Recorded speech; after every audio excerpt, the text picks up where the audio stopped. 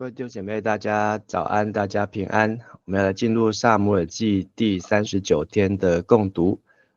今天要请嘉生长老来带领我们大家做开始的祷告。我们一起来祷告。亲爱的天父上帝，感谢你又赐给我们新的一天。在这早晨，教会的众弟兄姐妹，我们聚集在线上，我们带着渴慕的心，要来读你宝贵的话语。求主你来开启我们每个人的心窍，赐给我们有属灵好的胃口，透过陈牧师的分享，让我们明白神你的心意，也让我们用信心与所听的道来调和，活出丰盛的生命，来荣耀你。我们这样感谢祷告，奉靠主耶稣基督的圣名求，阿们。阿们，谢谢。我们昨天从撒母耳记下的第6章看见大卫他做王之后，第一件就是要主动迎接约柜。那将近80年约柜停留在外面。那当他迎到约柜，那他也想要进一步的为主来建造圣殿。那亚比拿达的儿子乌撒致命的失误，让上主从约柜来击杀乌撒，那也引起大卫的生气还有害怕。那约柜也在俄别以东家停留3个月，但俄别以东受到上主大大的赐福。这件事情再一次让大卫重新点燃希望，那再一次做更完全的预备，不再用新车牛车，而是用祭司来扛抬，然后并且按照按照摩西律法的要求来迎接约柜，但也在这迎接当中米甲轻看约柜，而被上帝被上帝所管教，那也让米甲一生没有再生孩子。好，那我们今天要继续来看撒母耳记下的第7章，那我们要请嘉生长老带我们来读第7章的第1节到第3节。好，第一节，大卫王住在宫中，上主使他享太平，不受仇敌的侵扰。王对先知拿单说：“你看，我住在香柏木建造的宫殿里，上帝的约柜却在帐篷里。”拿单说：“你想做什么就做吧，因为上主与你同在。”那同样的记载，这一段的记载在历代志上的第17章，好，那也是在大卫迎接约柜之后，好，那有记载，好，那这段的记载也是所谓的大卫之约，好，大卫之约，好，那在当大卫开始他的国家稳定，好，那他的生活稳定，好，那他也接受了推罗王西兰所赠送馈赠的这些香柏木的材料来建造王宫，好，那但是他却有一个想法，这个想法不是从上帝感动他，而完全是大卫自己所发出来的。所以其实我们看到大卫他有很多的创新，包括他迎接约柜，用这个乐器，好，用各样的乐器，好，还有跳舞的敬拜，那这也都是在更早期摩西律法所没有的。那现在上主的约柜都在会幕当中，但是大卫他帮上主安置帐篷帐幕，那他更进一步的想要为上帝来建造圣殿了。但是先知拿单呢，好，拿单的意思就是赐予者，好，那先知拿单好辅佐大卫，那他也对大卫说，好，因为神与你同在，所以你想做什么好就去做，就是你可以完全照你的心意好，可以照你的心意。好，那我们接着再请嘉生长老带我们来读第4到第9节。好，第4节，但是当夜上主对拿单说：“去告诉我的仆人大卫，我上主这样说：你不是建造殿宇给我住的人。自从我救以色列人民脱离埃及直到现在，我没有住过殿宇，我一直住在帐篷里，到处移动。在我与以色列人一起漂泊的年日里，我从来没有问过我所招来牧养我子民的领袖，为什么不替我造一座香柏木的殿宇？因此你要告诉我的仆人大卫，我上主万军的统帅这样说：你在田野放羊，我把你招出来，立你做我子民以色列的王。你无论到什么地方，我都与你同在。我击败了你所有的仇敌，我要使你跟世界上最伟大的君王齐名。那当拿单给先知拿单，好，那这个拿单也是后来责备大卫犯罪的这位拿单哦，那他就给大卫一个信息，好说你可以去做，好，但是呢，当夜呢在这个先知拿单才说完没多久，好，那当晚上主就对大卫来透过拿单，好，要对大卫来传话。好，那上主的意思就是，你不可建造殿宇给我居住啊，但是上帝的意思是说，你不是我要建造圣殿的人啊。好，那这个在历代志和撒母耳记下呢，好有一些的不一样，好，但是呢，意思就是，其实这件事情呢，上帝自有他的计划，但是上帝他一直没有要求过这件事情，那呃，上帝他要人真正敬拜呢，是在会幕，是在帐幕，是要人用心灵和诚实来敬拜。所以上帝的反问呢，就是他没有要求殿宇，他没有要求建造圣殿。好，那但是这件事情不是出于上帝，好，所以可以说这件事情都不是出于上帝的旨意。但是呢，因为大卫这样的心意，他对上帝的一种看重，即便这就好像一个小朋友，他要送给他爸爸一个房子，他要为他的爸爸盖一个房子，但是他父亲有他自己住的地方，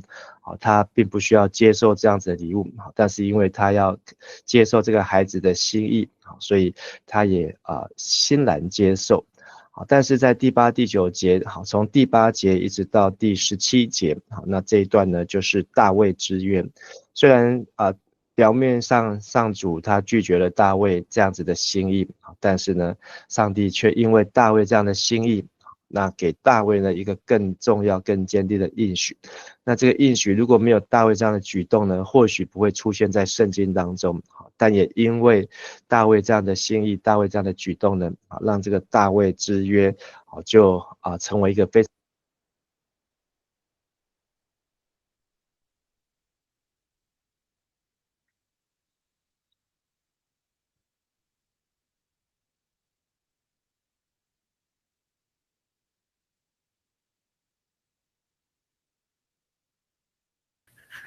牧师，你的声音好像没有了。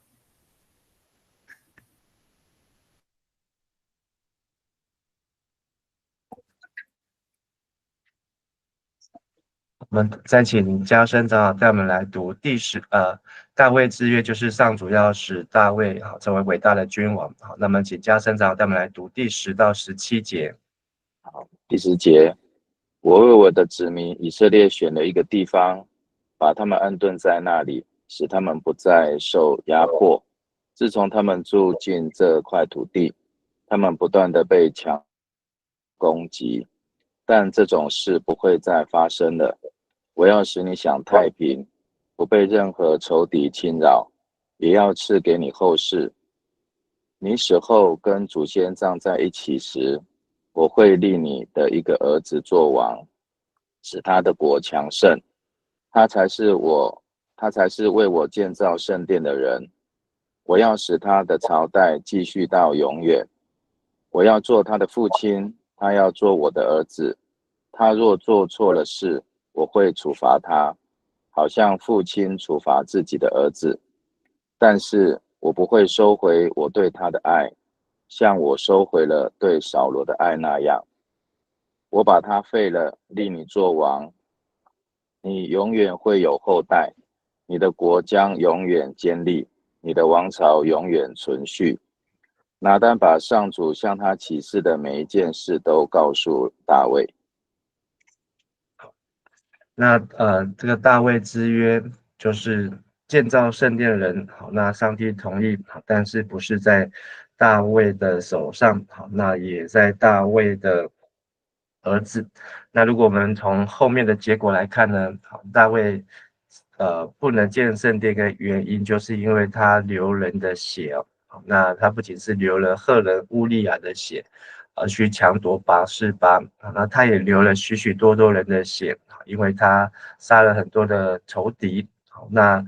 所以在这边撒母耳记下，上帝并没有完全说大卫不能建造圣殿的原因，但却说大卫的后代好，上帝会拣选他的后代来建造圣殿。那这个建造圣殿的工作是在大卫岁数满足与祖先同岁的时候呢，他的后裔要来接续大卫。那上帝要继续把这个约往大卫的后代来传。其实每一位做父亲、做母亲，然后知道上帝要建立他的后代，上帝要使他的后代子子孙孙都能够来坚定建立的时候呢，那这对每一位做父母亲的，相信是一个鼓励，也是一个应许，也会更加看重，要把这样子的应许要代代的相传。那而大卫之约，大卫之约的内容就是有上主的同在。那在这个大卫的后代身上，那不仅要为上帝来建造圣殿，建造圣殿就是要带领百姓来敬拜。同时呢，前面有提到，就是大卫之约，就是让大卫的后代，大卫以前是放牧羊群，但是接下来要牧养上帝的百姓。所以要成为君王，是要来喂养，是要来牧养上帝的百姓，使他们能够脱离一切的仇敌，那还能带领百姓来敬拜神。所以在这里有一个双关语，就是大卫想要为上帝来盖一个家，就是建造殿宇，但是上帝却反而让大卫来建立家室。所以这个殿宇跟这个家室呢，一个是眼睛看得见的，就是看得见的圣殿，但是大卫的家是大卫眼睛看不见的，是那个无形的，但是却是代代相传，可以说是大卫的族谱。所以大卫好像给上帝送了一份小小眼睛看得到的礼物，但是上帝回赠给大卫是一个眼睛看不到，是一个流传到千代的礼物。那这个礼物呢，也有但书，就是大卫的后代。虽然在这里没有提到这个人的名字，那虽然看起来是一个人从所罗门开始，但是大卫的后代若犯罪，上帝要管教，但是这个管教的用意呢，是要显出上帝的慈爱。所以第15节说，上主的慈爱仍然不会离开他。所以这个管教越大越重，代表上帝对他的慈爱也越多越深。凡主所爱，主必管教，所以让大卫的家、大卫的国都可以继续的坚立，能够不偏左右，能够行走在上帝的面前了。那这一段就是大卫之约。那么知道这个大卫之约从大卫开始，接着是所罗门，接着是所罗门开始的后代南国的这个19个王，那罗波安一直到西底家，但是呢，并不是只有在这19王的身上，我们知道这一直到耶稣基督的身上啊。所以我们读到今年刚读过的路加福音，路加福音18章，耶稣来到了耶利哥，那在耶利哥就有一个盲人。他就叫大卫的子孙，大卫的子孙，可怜我吧。那这个就是按着大卫之约，所以这个盲人在叫大卫的子孙，并不是说耶稣，他只是犹大支派大卫的后裔而已。他在讲大卫的子孙，这个盲人他所在表达的意思就是，这是大卫之约上主所立的王所立的王。那时候犹大王是希律，但是这个盲人呢却能够呼喊，在耶利哥喊叫耶稣是大卫之约的大卫的子孙。所以耶稣听到这个盲人耶利哥盲人这样叫之后呢，耶稣对他回应说，你要我为你做什么？那这个盲人就说，我要能看见，我要能看见。所以你要我为你做什么？这一句话呢，就是开始第7章的第2节，这个拿单对大卫所说的第3节，你可以完全照你的心意去做，就是给你一张空白的支票，你想要什么？你想要什么？所以这个大卫之约，就是他们越认识耶稣基督是大卫的子孙，是这个大卫之约的这个王，所以我们就可以来到这个宝座前，也是个王座前，可以向王来求。那当王愿意回应我们的时候，他就会问你要我为你做什么？就是我们可以把我们的心里面所求的能够向神来说。好，接着再请嘉生长老带我们来读18到22节。18节，大卫王进了圣幕，到上主面前坐下祷告说：至高的上主啊，你为我所做的一切，我真不配得，我的家族也不配。可是至高的上主啊，你赐给我更多，甚至应许在未来的岁月要恩待我的子孙。至高的上主啊，难道这是人所常见的事吗？我还有什么话好说呢？你知道你的仆人，你这样做是出于你的旨意。你做了这一件大事，为要教导我。至高的上主啊，你多么伟大，没有能跟你相比的。我们一向知道，除了你，没有其他的上帝。那当上主透过拿单来回应大卫，把这一段大卫之约转告给大卫之后，大卫的第一个反应呢，就是进了圣幕。那这个圣幕有可能是大卫的帐篷，是大卫所为约柜所搭的帐篷，不一定是摩西的会幕。那在大卫进去之后呢，我们也可以看到这里的动作是坐在耶和华面前。他不是跪在那边，也不是伏在那边，是坐在面前。好，历代志上也是同样用这个字坐。好，那这个坐呢，好，有可能就是停留的意思，停留在约柜的面前。那大卫就对约柜对上主来说话。那前面是这个上帝要跟大卫说话呢，是透过先知拿单来传话。但是这时候大卫呢，他就更加的被上帝所回赠给他的，他要给上帝盖一个眼睛看得到的，手摸得到的，但是上帝要回赠给他是一个眼睛用肉体的眼睛看不到的，用肉体的身体手是触摸不到的，但是是超越时间空间。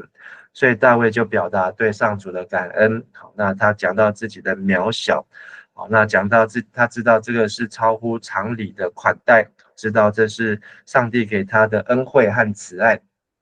但是他知道这是出于上帝的旨意。所以可能对很多的人来说，就是如果这样，上帝要给我们这样的应许，上帝要把一个责任、把一个祝福、把一个礼物送给我们、交给我们，或是放在我们身上，放在我们的家的身上的时候呢，可能不是每个人都会接受或是答应，因为可能会觉得这个承担很重，这个责任太重大，我们扛不起。那这个应许太大了，好，那我们可能会疯狂，我们可能会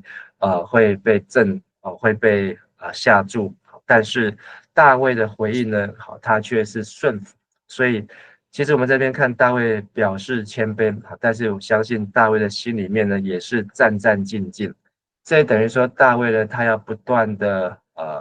调整他自己，他要不断的提醒他自己，他要不断的鞭策他自己，还有包括他自己的孩子，还有包括他自己的后代，他要包括他自己要能够成为一个榜样。所以这个大卫之约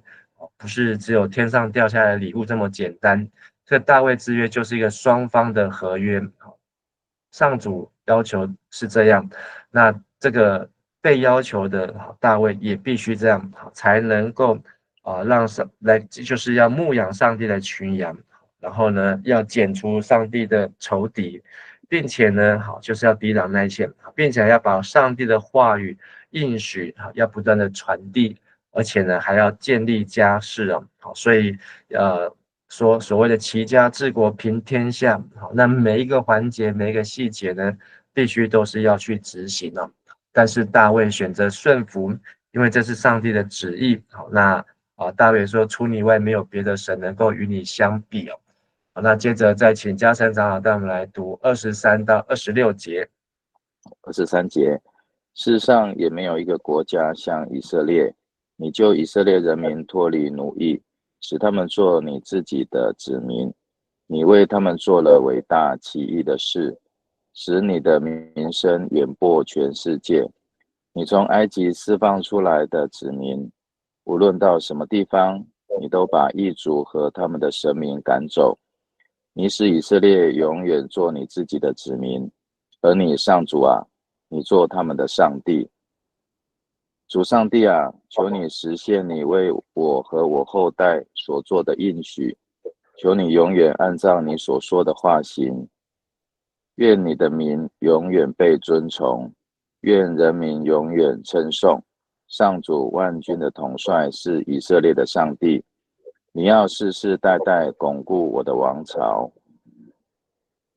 如果我们是不要说大卫好，说如果上帝要我们来成为牧师，上帝要我们成为一位宣教师，成为一位传道人，成为一位长老或执事或区长或小组长，并且要你的后代继续这样的传承下去，这是跟上帝跟我们的约定的时候，我们就更能够去感受大卫那个时候的心情，就是知道说，上帝你去找别人，上帝你去找某某某，他可能比我更适合。但是我们看到大卫的回应呢，是正确的回应，所以上主也没有在这个大卫的回应之后，再为他说好或说不好，或是再补充，就是上帝完全的给予大卫一张空白的支票，或是给予大卫一张这个应许的这个礼券，而大卫呢，他也恭恭敬敬的收下接下，他没有为自己像当初上帝在呼召摩西的第一个反应就是他是拙口笨舌，好，那他没有办法。上帝呼召扫罗，好，扫罗说他是他们家族当中最微小的、最卑微的，好，那虽然他高人家一个头，那上主曾经呼召很多的人，好，但是我们看到很多人都第一个反应就是会推辞，好，会回绝。但是我们看到很多信心的勇士，好，大卫就是一个代表，还有亚伯拉罕。上帝告诉亚伯拉罕，离开你的父家，好，本族本家，离开，好，往上帝要带领你的地方，就是回到迦南地的时候，亚伯兰好连一句话都没有说就行动了，好，就行动。所以信心在这边就可以彰显出来。好，所以23节我们看见大卫他的信心呢，好是他马上回顾历史，马上回顾过去，所以他讲到回顾上帝，他可能不是把眼光放在自己的身上，我只是一个牧羊人，我只是我家中的老八，我只是我家里面最小的，好，上面好每一个哥哥都比我还能干还厉害，好，或是我们的家族怎么样，好，我现在怎么样，好，我的孩子还小，我的老婆怎么样。就是找很多理由，在这边没有大卫，他只有回顾上帝的历史，就是上帝的拯救，从埃及救他的子民，那上帝建立他的子民，在那个最困难，好，这里大卫大概只有400年前，好，400年前摩西那个时代，那上帝都能够完成，好，那在到大卫这个时代，他们已经有国家了，有耶路撒冷了，好，有锡安城了。好，上帝有甚至在大卫一生这样征战的经验当中，他曾经被扫罗逼迫的经验当中，大卫对上帝的信心是更加的强大。所以大卫只有复述、重复、把上帝的话再次宣告，那也只化成祷告。24节是说你曾经坚立，好，25节说现在呢求你坚定，好，把这样的约呢能够到永远。所以虽然前面上帝已经说过了，他会坚定他的国度王位直到永远，但是呢，大卫就是用上帝的应许来祷告，所以这也给我们一个教导，就是说我们要祷告事情不是妄求，好，不是照自己想要的求，是按照上帝的旨意来求。所以大卫把上帝的话透过拿单所说的话呢，再一次化成祷告，好，按着上帝的旨意而求，能够把上帝的话能够这好像就是玛利亚，愿你的话成就在我的身上啊！这也是一个信心的人物，信心的代表，就是能够愿意让上帝的作为在我们的身上。其实，这是一个非常不容易的事情。最后再请家生长带我们来读27到29节。27节，上主万军的统帅，以色列的上帝啊，我大胆在你面前这样祷告，因为你把这一切向我你仆人启示出来，告诉我你要立我的后代作王。至高的上主啊，唯有你是上帝，你永远信守你的诺言，你对我做了这样奇妙的应许。现在求你乐意赐福给我的后代，使他们继续享受你的恩惠。至高的上主啊，你已经应许了，愿你永远恩待我的后代。以上。那所以大卫在这个祷告当中呢，可以看出他心中可以读出他心中是有担心的，有惧怕的。虽然上帝说的斩钉截铁，但是大卫的祷告呢，却是战战兢兢。所以他把上帝的话再次放进在他的祷告当中。所以可能这一段的祷告，从18节到29节，是大卫过去从来没有过的祷告。如果从人的眼光，从人的标准来看，大卫的祷告就好像秦始皇一样。你怎么为自己祷告呢？你怎么为你想要永远成为这个国家的王祷告呢？在今天来看，你怎么想要让你的孩子永远成为一个总统，永远成为一个国家的领导者呢？让这个国家通通都被你规划旁体。但是大卫他这样的祷告呢，其实是回应上帝的祷告，回应上帝的应许。所以大卫说他大胆的在上帝面前的祷告，而大卫最后就是化成赞美。虽然大卫这段祷告呢，在诗篇当中没有看到其他相关的诗篇，但是可以看出大卫他在这当中呢，他就把他一切的担心，一切的想很多的事情，考虑很多的事情呢，他通通不管了。现在只有上帝的应许最重要，上帝的话最重要。而呢，他也紧紧抓住就是福啊，一个后面几个字就是从29节开始，28节开始啊，提到的就是你的应许是要赐福气。好，那29节求你赐福给你仆人家，然后愿你的福分永远赐给你仆人家，使你仆人家蒙福哦。所以这个赐福气，赏赐福气呢，就是在前面第6章。大卫在迎接这个约柜的时候呢，看见上帝给俄别以东家中只有3个月，上帝就赐福给俄别以东。那这个福呢，到了大卫，他把约柜迎接来之后，上帝给他的福呢，是更超越俄别以东啊。那这里讲到大卫之约之前呢，其实还有亚当的约，就是上帝给亚当有自由意志，然后给挪亚的约，就是能够吃活着的动物带血带肉的之外，那给亚伯拉罕的之约，就是他的后裔要众多，要受割礼，给摩西的约就是律法，要守安息日，大卫之约就是坚定他的王朝宝座，就是要带领百姓来敬拜神。那到了这是旧约，那到了新约呢，就是更美之约，就是耶稣基督。所以大卫的之约呢，是在主前1000年左右，然后接着呢，到了这个第1世纪的时候，就是耶稣基督，从旧约到新约。所以大卫之约，从所罗门开始，但是大卫之约呢，到现在我们根本不知道大卫现在的子孙是谁，现在以色列的国王是谁。但是我们知道这个大卫之约呢，已经在这个耶利哥城的盲人的口中已经实现了，就是大卫的子孙可怜我吧。好，那所以大卫耶稣呢，就是在大卫之约的这个总结啊，就是真正的王，永远的君王，所以他也是万王之王，万主之主。那这位王呢，来到地上为我们受苦，钉在十字架上，但是他复活升天，将来要从天上再临，来审判活人和死人，并且要带领这些义人进入到新天新地永恒的天国当中。所以从这个时间表来看，从上帝的创造堕落到应许，透过挪亚之约亚伯拉罕之约、摩西之约、大卫之约、新约、耶稣基督，那一路带我们到新天新地当中那今天这段经文让我们看见大卫为上主建造圣殿的心意呢，完全是出于大卫个人。拿单呢告诉他，因为上帝与你同在，你想做的就去做吧。而上帝虽然禁止了大卫手，可是呢，他却把更大的祝福给大卫。所以就是大卫的家世。大卫只是想要为上帝盖个房子，但是上帝要给大卫的是一个世世代代，连上帝的儿子耶稣基督弥赛亚也是从大卫的后代来出来。